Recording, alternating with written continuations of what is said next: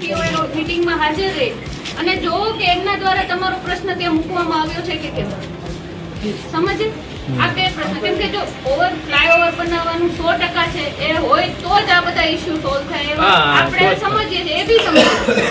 પણ એક ધારાધોરણો હોય છે એને જે એના એ તમે હું કે એમના સ્તરેથી ડિસિઝન ના લેવાતા હોય તો એક જે એનું પ્રપોઝલ મુકાતું હોય પછી પાસ થતું હોય. તમે બહુ યોગ્ય રજૂઆત કરી છે અત્યાર સુધી, બહુ યોગ્ય લેવલથી તમે લોકોએ જે પેપર વર્ક કર્યું છે બધું બહુ યોગ્ય છે, બરાબર. પણ હાલ જે આમના સ્તરેથી જે વસ્તુ થઈ શકે છે આ કે એક કટ જે આગળની છે એમને એ અગ્રી થયા છે કે અત્યારે કરી દઈએ. પોલીસના લેવલથી ટ્રાફિક કંટ્રોલનું જે હશે એ અમે અમારા માણસો મૂકીશું અને આપણે બી ગામને કહેવાનું કે આપણે બી તકેદારી રાખવી પડશે.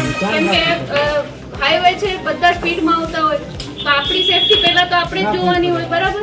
બાકી જે ઇશ્યુ છે એ આમના દ્વારા બે વસ્તુનું સોલ્યુશન અત્યારે તમને અમારા બધાની હાજરીમાં આપવામાં આવ્યું, બરાબર. હવે તમે લોકો તમારો ટાઈમ લો, નક્કી કરો અને અમને